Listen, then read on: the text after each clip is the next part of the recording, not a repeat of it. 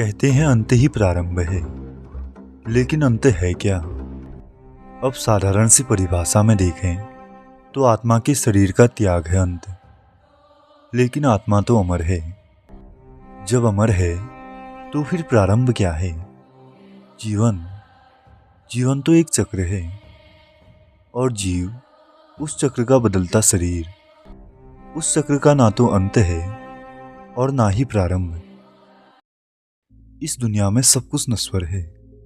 अगर कोई व्यक्ति ये बात समझ लेता है तो ये बहुत अच्छी बात है, लेकिन इस पंक्ति का मतलब ये नहीं कि आप ये समझने लग जाएं कि इस दुनिया में तो सब कुछ नश्वर है, तो सब कुछ छोड़कर आराम करते हैं। एक ना एक दिन तो सभी को मरना है, तो अपने शरीर और मन को इतना कष्ट क्यों दें? ये समझना इस पंक्ति के बिल्कुल विरुद्ध है।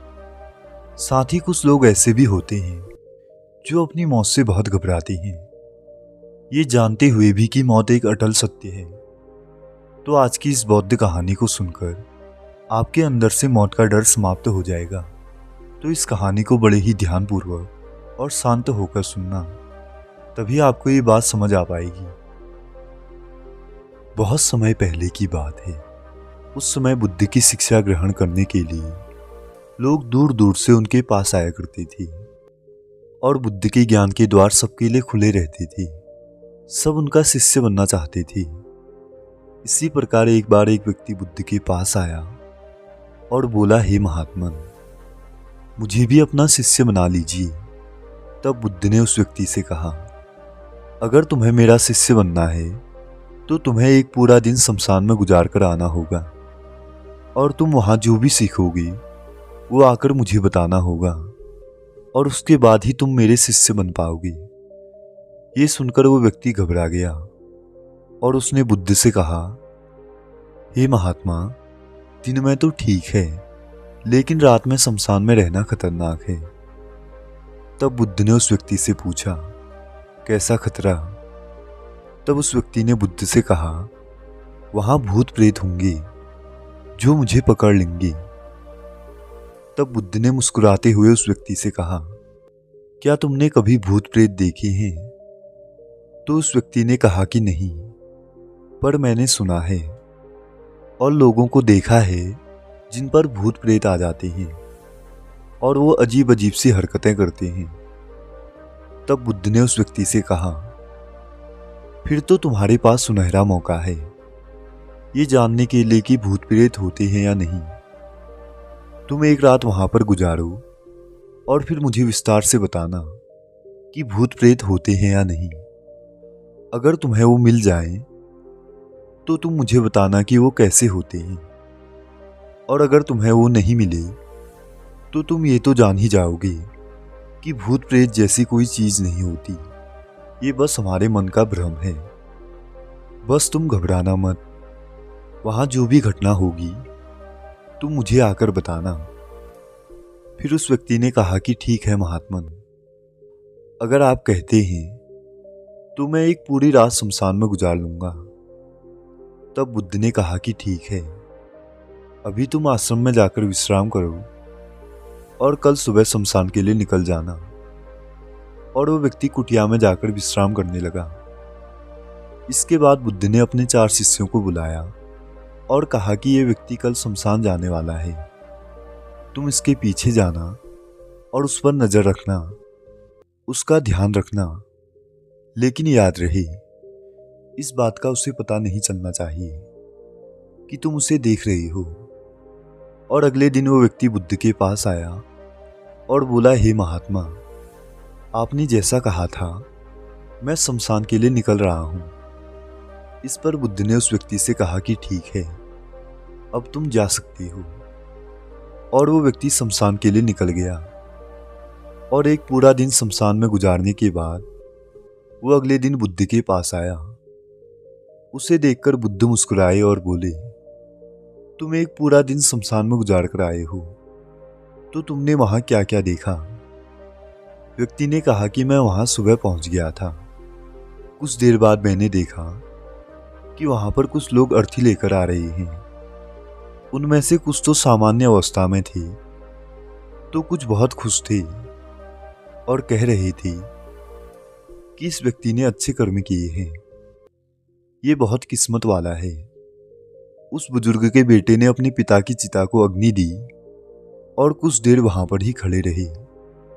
उसके बाद एक एक करके लोग जाने लगे और थोड़ी देर बाद वहां दो और अर्थियां आई, जिसमें से एक अर्थी अमीर व्यक्ति की थी जो बहुत सजी धजी थी और उसमें बहुत सारे लोग भी थे, जबकि एक गरीब आदमी की थी जो बहुत ही साधारण सी थी और उसमें बहुत कम ही लोग थे।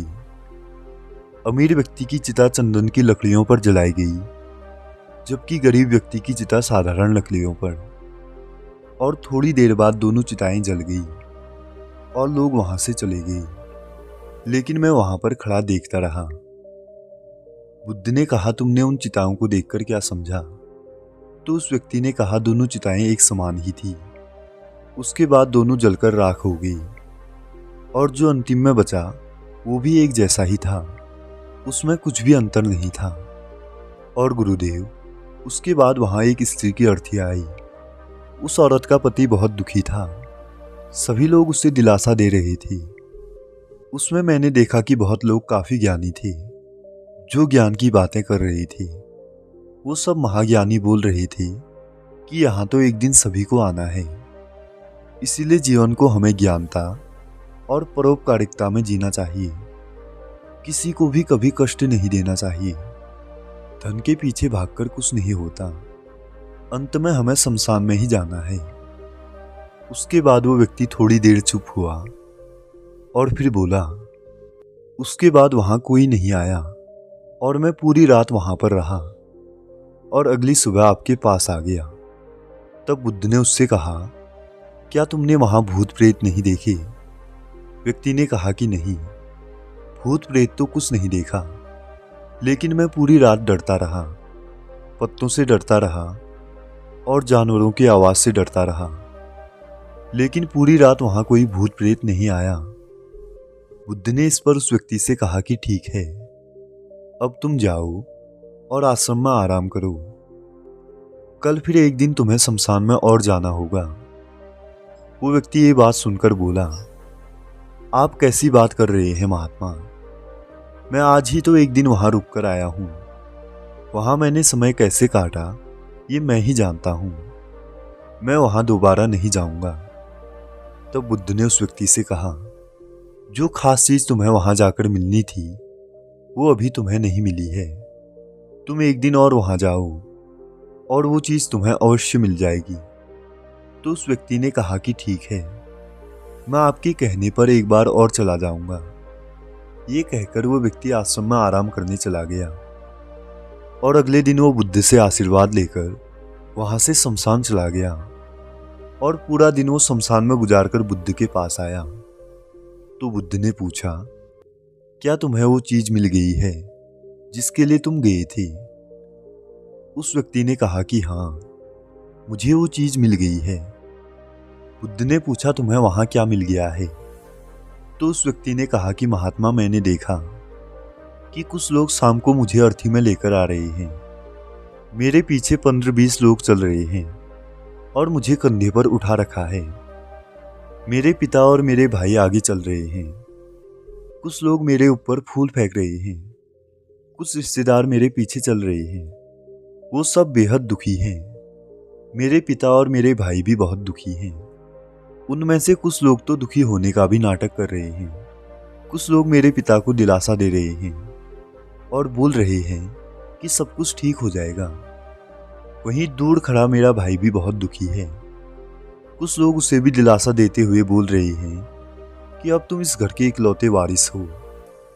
कुछ लोग बोल रहे हैं कि ये गलत हुआ, ये लड़का तो अभी बहुत जवान था, अभी तो इसने कुछ देखा भी नहीं था और उसके साथ ऐसी घटना हो गई। तभी मुझे अर्थी पर लेटाया गया और सारी क्रियाक्रम करे जाने लगे।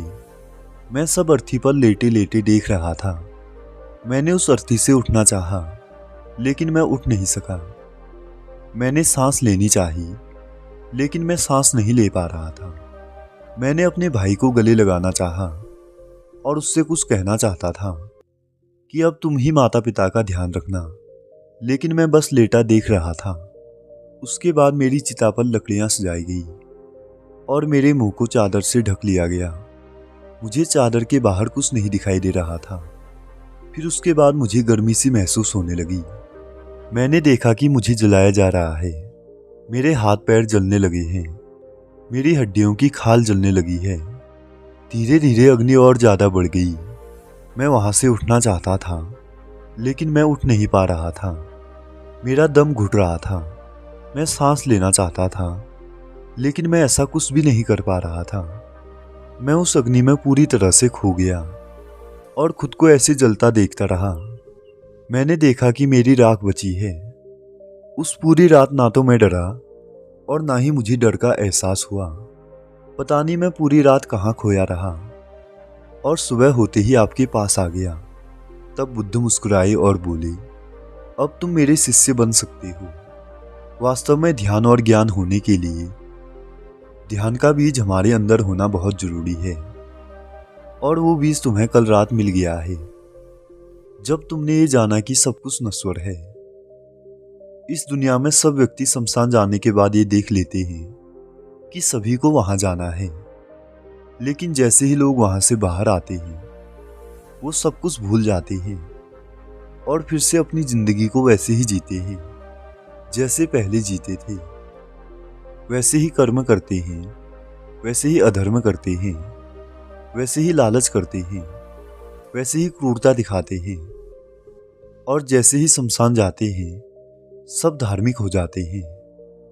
पहली बार जब तुम शमशान में गए थे तो तुम भी उन्हीं व्यक्तियों की तरह थे, जैसे कि वहां कुछ महाज्ञानी थे, और जैसे ही तुम आज दोबारा गए और वापस आए हो तो तुम्हारे अंदर ज्ञान का बीज उत्पन्न हो गया है। हम तब तक जीवन को नहीं समझते जब तक हमें मृत्यु नहीं आ जाती।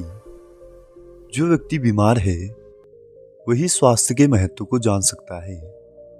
जो ध्यान का बीज कल रात तुमने पाया है, अब उसे तुम्हें लक्ष्य बनाना होगा, और ऐसा ही विशाल लक्ष्य तुम्हारे अंदर भी होगा जो बाकी सभी को तुम्हारे ध्यान की छाव से परिपूर्ण करेगा।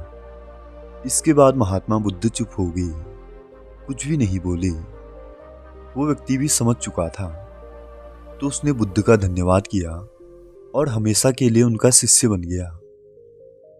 दोस्तों, ये बौद्ध कहानी यही सिखाती है कि हमें ये समझना चाहिए कि जब हमें सच्चा ज्ञान प्राप्त होता है और हम अपनी आत्मा को पहचानते हैं तो हम मृत्यु के भय से मुक्त हो जाते हैं। इसीलिए हमें अपने जीवन को सत्य की ओर आग्रह करना चाहिए और मृत्यु के भय को जीवन के भय से अलग कर देना चाहिए। इस तरह से हम सुख और शांति की ओर बढ़ सकते हैं और ध्यान के ज्ञान से अपने जीवन को सही दिशा दे सकते हैं। तो दोस्तों, आशा करता हूँ इस कहानी को सुनकर आपके अंदर से मौत का डर समाप्त हो जाएगा और आप अपने मौत के डर को समाप्त करके अपने कर्मों पर ही ध्यान देंगे। इस वीडियो में बस इतना ही। मिलते हैं अगली वीडियो में। तब तक के लिए अपना ख्याल रखिएगा, और आपने इतना बहुमूल्य समय दिया उसके लिए आपका बहुत बहुत धन्यवाद।